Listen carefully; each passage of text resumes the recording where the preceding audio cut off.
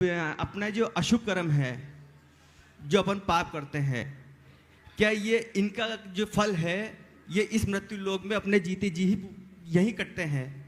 दूसरा ये है कि क्या इसका प्रभाव अपने सगे संबंधी जैसे मेरे बेटे हैं या माता पिता है, मेरे अशुभ कर्मों का फल भी या उनको लगेगा क्या। तीसरी बात, आपने लास्ट में एक बात कही थी कि कर्म की सत्ता के ऊपर भी है धर्म की सत्ता, और वो टाइम की वजह से थोड़ा पूरा हो चुका था। तो मैं आपसे ये पूछना चाह रहा था कि ये इन सब अशुभ कर्मों के अलावा जो धर्म की सत्ता बताई आपने, तो उसका क्या विवेचन है।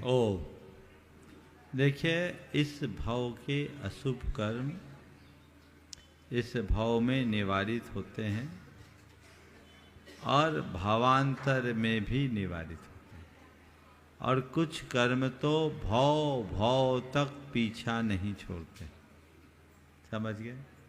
तो भाव भाव तक चलते हैं। अब हम एक कह नहीं सकते कि मेरे सारे कर्म इसी भाव में कट जाए। ये हमारी परिणति पर निर्भर करता है। इसलिए कर्म बंध से बचने का पूर्ण प्रयत्न करते रहना चाहिए। दूसरा सवाल आपने किया कि हम सगे संबंधी पर हमारे शुभ अशुभ कर्मों का प्रभाव पड़ता है या नहीं। शुभ का भी पड़ता, अशुभ का भी पड़ता। कैसे सो समझ लें।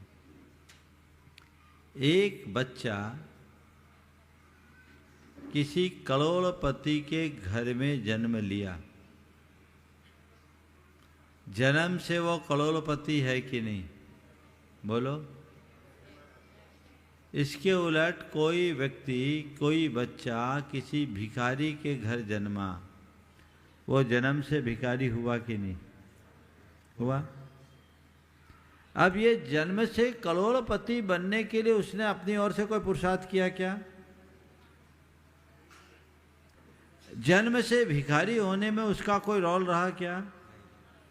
ये कहलाता दाय भाग। क्या कहलाता है?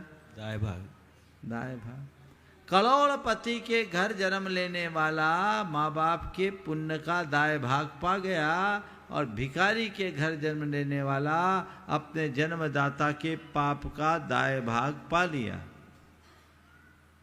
लेकिन ये तो जन्म के साथ है, जीवन में और परिवर्तन भी हो सकता है करोड़पति के घर जन्म लेने वाला भिखारी बन जाए और भिखारी के घर जन्म लेने वाला करोड़पति बन जाए।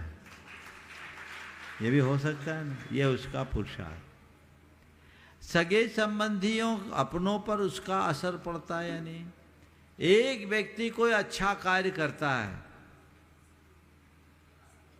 गौरव उसके पूरे परिवार का बनता है, बढ़ता है कि नहीं, बोलो।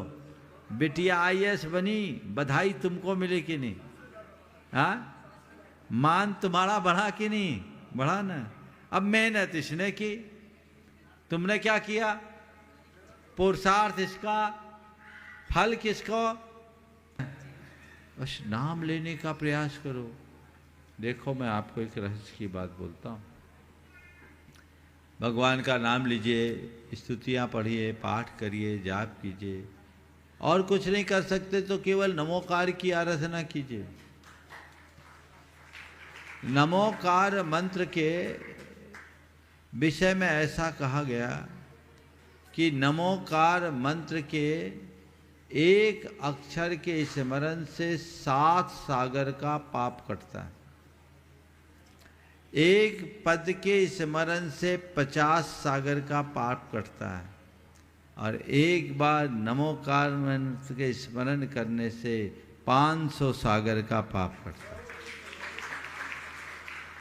इतना सरल उपाय।